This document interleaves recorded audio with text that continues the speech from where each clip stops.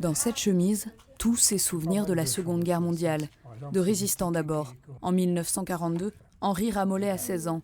Il récupère des tickets de rationnement, des tampons officiels, puis participe à des évasions ou des sabotages. Quand on apprenait qu'un copain était fusillé, je viens vous dire que ça faisait drôle, hein, ça faisait drôle, mais ça nous calmait pas, au contraire, ça nous donnait encore la force de continuer plus fort, plus fort. En juillet 1944, il est dénoncé et arrêté avec 11 camarades. Tous condamnés à mort, ils finissent par être déportés en Allemagne. Pendant le trajet en train, il aide une jeune fille à distribuer de l'eau aux femmes dénudées amassées dans les wagons. Et au bout d'un moment, la jeune fille m'a fait voir qu'elle avait dans la main un brassard de la Croix-Rouge. Donc, si j'avais mis le brassard, je ne serais pas parti. Mais il n'était pas question que je laisse mes copains, là, j'allais pas partir, c'était pas possible. Et non, ça aurait été malhonnête de ma part. Donc j'ai repris, je suis remonté dans le wagon, de retrouver les copains, et eux aussi, ils étaient nus. Il a fallu que je me déshabille, comme les autres. Et on a été 5 jours comme ça, complètement nus, serrés les uns contre les autres, là. Le 20 août 1944, il arrive au camp de Buchenwald.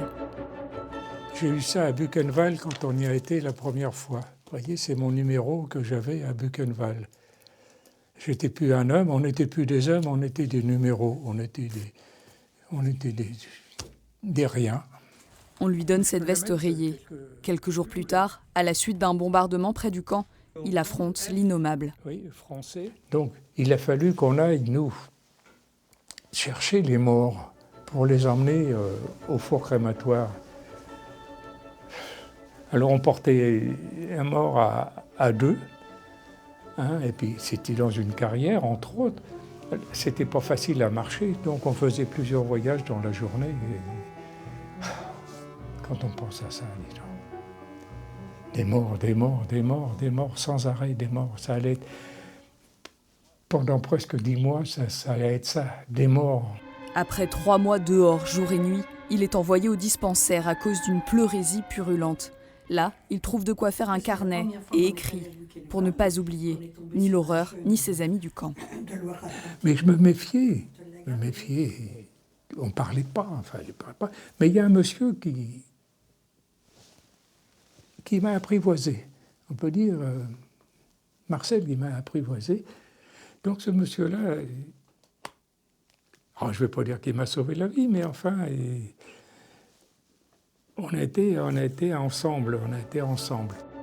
Avril 1945, les Alliés se rapprochent. Les Allemands évacuent alors les déportés en train, puis à pied.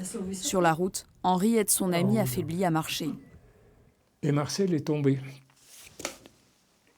Tout de suite, il y avait un soldat qui était là pour le tuer. Je lui ai dit, c'est mon père. Je l'ai remonté. Je l'ai remis debout, quoi. Puis on a marché, encore marché. Et puis très vite, il est retombé en m'entraînant. On est retombés tous les deux. Il a eu sa balle dans la tête. Je pense que j'allais prendre la mienne, moi aussi, mais je me suis relevé. Peu de temps après, Henri est enfin libre et rentre à Chartres. Il pèse alors 36 kilos. Un médecin le dit condamné. À 93 ans, Henri est marié et depuis quelques mois, il est arrière-grand-père.